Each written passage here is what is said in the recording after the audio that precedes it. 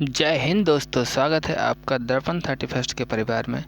आज हम इस वीडियो में समझेंगे यूएनओ यूनाइटेड नेशन ऑर्गेनाइजेशन।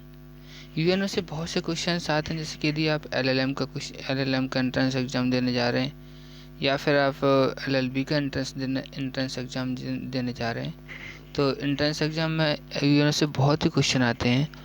और पिछली बार ही एलएलएम का जो इलाहाबाद यूनिवर्सिटी का एग्ज़ाम हुआ था एंट्रेंस एग्ज़ाम में, तो उसमें भी कम से कम दो क्वेश्चन उसमें भी आए हुए थे यूएनओ से। तो आज हम इस वीडियो में यूएनओ को पूरी तरह से समझेंगे, दोबारा कभी यूएनओ नहीं भूलेगा। हम इसमें लगभग 50 से 60 क्वेश्चन कवर करेंगे यूएनओ के, प्लस इसमें और भी इम्पोर्टेंट फैक्ट हम जानते जाएंगे। और तो स्टार्ट करते हैं अपना वीडियो। तो नमस्कार दोस्तों, आज हम यूएनओ को फुल डिटेल्स में पढ़ेंगे। तो इस वीडियो का पहला क्वेश्चन है, यूएनओ का पूर्ण रूप क्या है, यानी कि यूएनओ का फुल फॉर्म क्या है। तो यूएनओ का फुल फॉर्म होता है यूनाइटेड नेशन ऑर्गेनाइजेशन। हिंदी में से कहते हैं संयुक्त राष्ट्र संघ, हिंदी में कहते हैं संयुक्त राष्ट्र संघ, और अंग्रेजी में से कहते हैं United Nation Organization. Question number 1 हो जाता है हमारा। क्वेश्चन नंबर 2 है, यूएनओ की स्थापना कब हुई। यूएनओ की स्थापना होती है 24 अक्टूबर 1945 को। 24 अक्टूबर 1945 को यूएनओ की क्या होती है, स्थापना। जिस समय स्थापना होती है उस समय कितने देश थे इसमें, इस समय थे उसमें 50 देश। 50 देशों ने एक साथ साइन किया था। इसके बाद और उसमें इंडिया भी शामिल था। और पहला देश कौन सा था जो इसमें भाग लिया था, पहला देश था पोलैंड इसका पहला देश था। नेक्स्ट क्वेश्चन देखते हैं, यूएनओ का मुख्यालय कहाँ है। यूएनओ का मुख्यालय है न्यूयॉर्क में। इसको हम याद कैसे करेंगे मैं भी बता देता हूँ। भारत यूएनओ का संयुक्त राष्ट्र यानी कि भारत यूएनओ का सदस्य कब बना। यूएनओ का सदस्य बना है 1945 में। जिस समय ये यूएनओ का गठन हुआ था उसी समय भारत इसका सदस्य बन चुका था। जिस समय ये गठन हुआ था उसका यूएनओ का, उसी समय ये सदस्य इंडिया उसका सदस्य बन चुका था। वर्तमान में यूएनओ में कुल कितने सदस्य हैं, 193। यूएनओ में कुल कितने सदस्य हैं, 193। और इसमें लिखा है कि यूएनओ के 6 अंग होते हैं, जिनमें से एक अंग महासभा भी होता है। महासभा के सभी सदस्य यूएनओ के सदस्य ही कहलाते हैं, यानी कि महासभा के सभी सदस्य यूएनओ के सदस्य कहलाते हैं।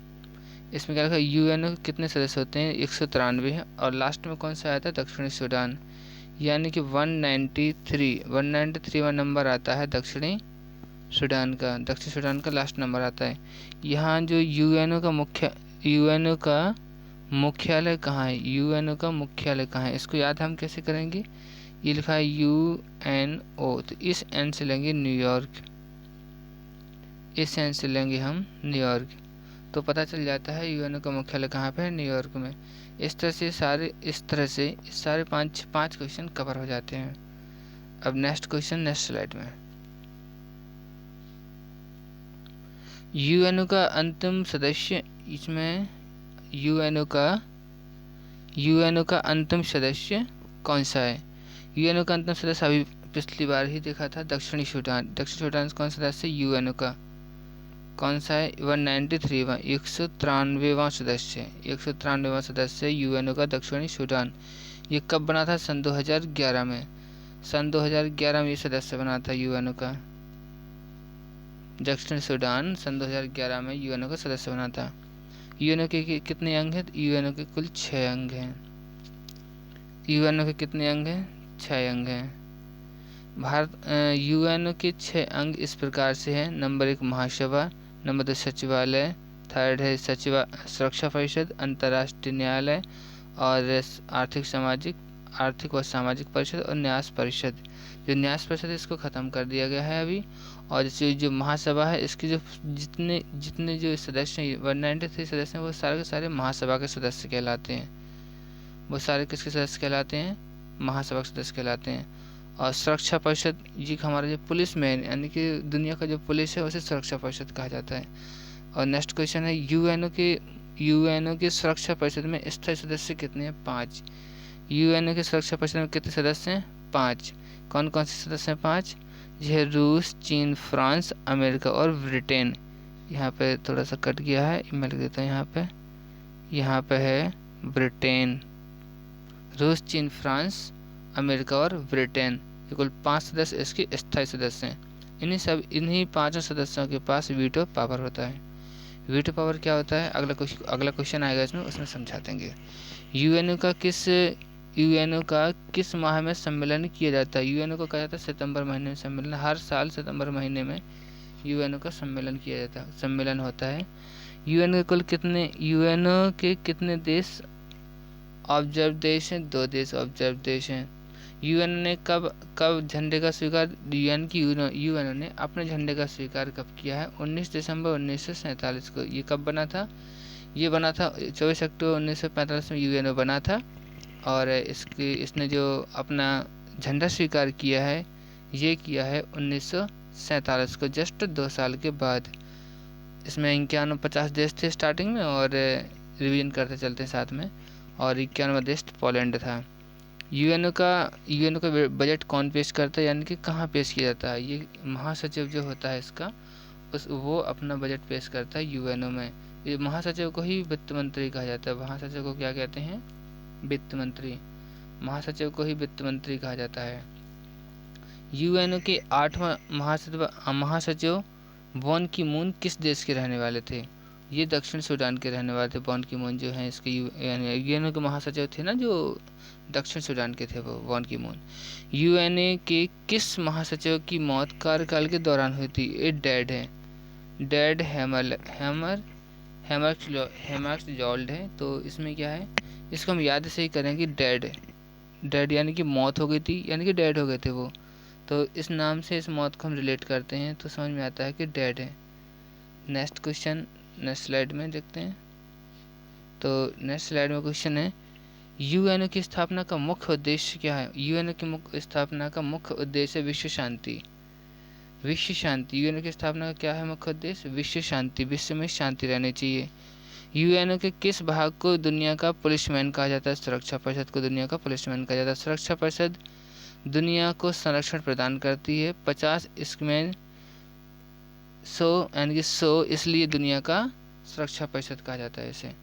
सर्वप्रथम वीटो पावर किस देश ने यूज किया था? अमेरिका ने सर्वप्रथम वीटो पावर यूज किया था। वीटो पावर क्या होता है? वीटो का मतलब होता है मैं निषेध करता हूँ, यानी कि मैं मना करता हूँ।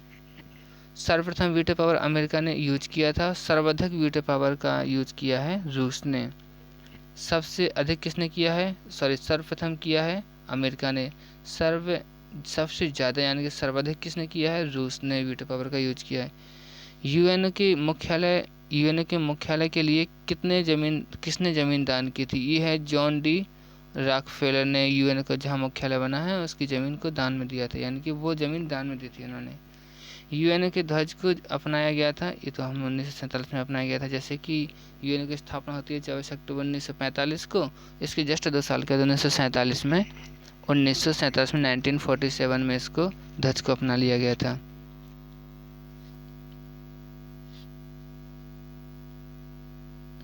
नेक्स्ट क्वेश्चन देखते हैं हम नेक्स्ट स्लाइड में।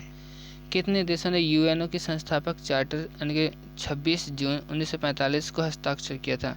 यानी 26 जून 1945 को हस्ताक्षर किया था कुल 50 देशों ने, जिनमें से जो 51वां देश था पोलैंड। जो यहाँ 51 का देश पोलैंड था, यहाँ लिखा नहीं है, मैं ही लिख देता हूँ। 51वां देश था, कौन सा था?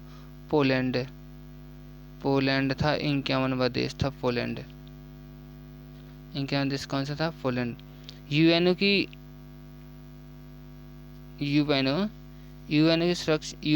कहाँ गया? यूएनओ की स्थापना हुई 1945 में। उस समय कितने राष्ट्र, मतलब लास्ट में सदस्य कौन सा था? 51वां सदस्य देश था पोलैंड, जो अभी यहाँ मैंने बताया था।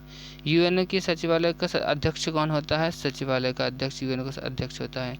यूएनओ की लाइब्रेरी का क्या नाम है? हैमरशोल्डर लाइब्रेरी। यूएनओ की लाइब्रेरी का नाम हैमरशोल्डर लाइब्रेरी है, यानी कि यूएनओ की जो लाइब्रेरी है उसे हैमरशोल्डर लाइब्रेरी कहा जाता है।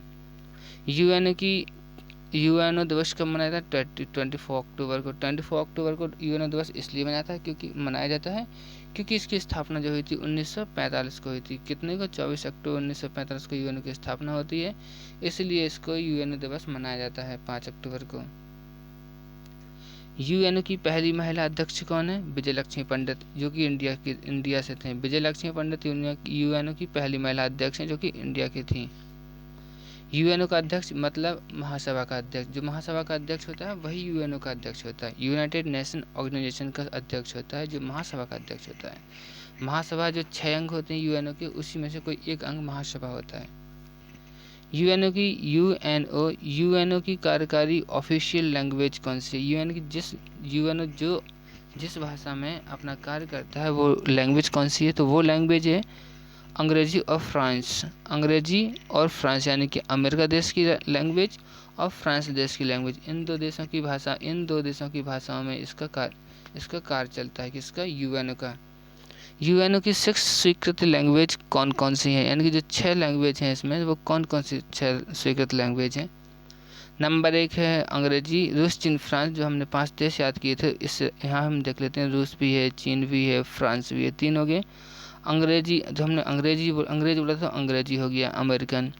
और अरबी और स्पेनिश इस प्रकार से 6 इसके अंग हैं और 6 ही इसकी भाषाएं हैं। यूएनओ के 6 अंग हैं, 6 ही यूएनओ की भाषाएं हैं। नेक्स्ट क्वेश्चन है यूएनओ में हिंदी में भाषण देने वाला भारतीय व्यक्ति कौन था?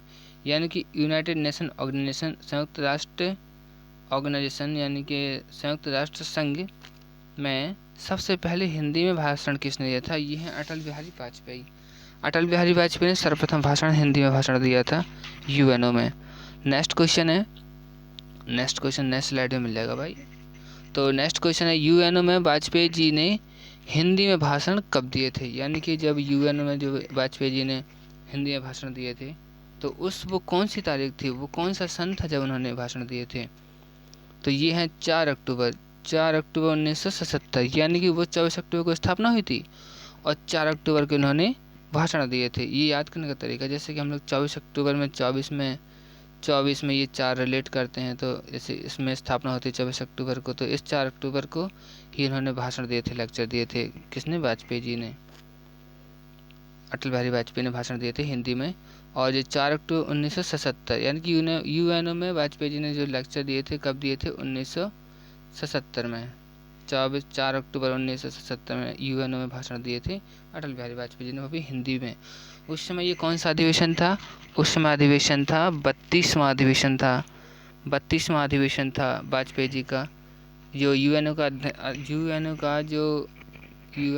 जो यहाँ पे जो अधिवेशन चल रहा था, जिसमें इन्होंने वो भाषण दिए थे हिंदी में अटल बिहारी वाजपेयी ने, तो उस समय वो कौन सा अधिवेशन था? वो था 32वां अधिवेशन। पहली बार हिंदी में भाषण 4 अक्टूबर 1977 में। उस समय यह भारत के विदेश मंत्री थे। जिस समय ये यूएनओ में उन्होंने भाषण दिया था हिंदी में, उस समय ये इंडिया के कौन थे? विदेश मंत्री थे। यूएनओ को शांति के लिए नोबेल पुरस्कार दिया गया था सन 2001 में। यूएनओ को शांति के लिए नोबेल पुरस्कार सन 2001 में दिया गया था। जब नोबेल पुरस्कार दिया गया था, उस समय यूएनओ के महासचिव कौन थे? Kofi Annan. ये बहुत ही इम्पोर्टेंट क्वेश्चन है। कोफी अन्नान उस समय ये महासचिव थे जब 2001 में जब यूएनओ को नोबेल पुरस्कार दिया गया था। तो इसको हम याद ऐसे करेंगे, कोफी अन्नान। जब इनको नोबेल पुरस्कार मिला है तो उस समय ये काफ़ी खुश थे, पूरा यूएनओ बहुत खुश था। इन्होंने सबने मिलकर के एक कॉफ़ी पी, यानी कि कॉफ़ी अन्नान। इस तरह से हम लोग इसको याद कर पाएंगे कि महासचिव को कॉफ़ी अन्नान। जैसी नोबेल पुरस्कार मिला, इन्होंने काफ़ी खुश हुए और उन्होंने फिर तुरंत कॉफ़ी बना के सारी कॉफ़ी पी गई लोग, तो कॉफ़ी अन्नान इसका नाम हो गया। इससे हम रिलेट कर पाएंगे। और वर्तमान में नेक्स्ट क्वेश्चन है, वर्तमान में यूएनओ के महासचिव कौन है? Antonio Guterres. वर्तमान यानी कि सन 2021 जो अभी चल रहा है, सन 2021 में यूएनओ के महासचिव हैं एंटोनियो गुटेरेस। ये 9वें नंबर के हैं। एंटोनियो गुटेरेस 2021 में महासचिव के रूप में कार्य कर रहे हैं। ये कहाँ के निवासी हैं? पुर्तगाल के। यूएनओ के जो ये वर्तमान में जो महासचिव हैं एंटोनियो गुटेरेस, ये कहाँ के निवासी हैं? ये निवासी हैं पुर्तगाल के। नेक्स्ट क्वेश्चन है यूएनओ के संविधान चार्टर में कितने अध्याय और अनुच्छेद हैं? यूएनओ का जो ये चार्टर बना हुआ है जिसके अकॉर्डिंग ये सब काम करता है, जिसके अकॉर्डिंग ये यूएनओ कार्य करता है, उस चार्टर में कितने आर्टिकल्स हैं और कितने चैप्टर हैं? तो इसमें है 111 आर्टिकल और 19 चैप्टर, यानी कि 19 चैप्टर हैं इसमें और 111 हैं आर्टिकल। आर्टिकल बोले तो अनुच्छेद, आर्टिकल यानी कि अनुच्छेद हैं। अंतर्राष्ट्रीय न्यायालय पहले भारतीय न्यायाधीश कौन थे? अब इंटरनेशनल कोर्ट है जो, ये भी तो यूएनओ का एक अंग ही है। तो इसमें उसने पूछा है कि पहले भारतीय न्यायाधीश कौन थे? ये थे नगेंद्र सिंह, इंटरनेशनल नगेंद्र सिंह। इंटरनेशनल न्यायालय की स्थापना कब होती है? 3 अप्रैल 1946 को, यानी कि जस्ट एक साल बाद 1945 में इसकी यूएनओ की स्थापना होती है और इसके जस्ट एक साल के बाद इसकी इंटरनेशनल न्यायालय की स्थापना होती है। इसमें जो जजेस होते हैं, जो 15 जज होते हैं, इस 9 वर्ष के लिए चुने जाते हैं। इसका जो मुख्यालय है द हेग नीदरलैंड में है, यानी कि जो ये अंतर्राष्ट्रीय न्यायालय है द हेग नीदरलैंड में है ये। यूएनओ की कार्यकारी लैंग्वेज कौन? यूएनओ की कार्यपालिका क्या कहते हैं? सुरक्षा परिषद। यूएनओ की कार्यपालिका को सुरक्षा परिषद कहा जाता है।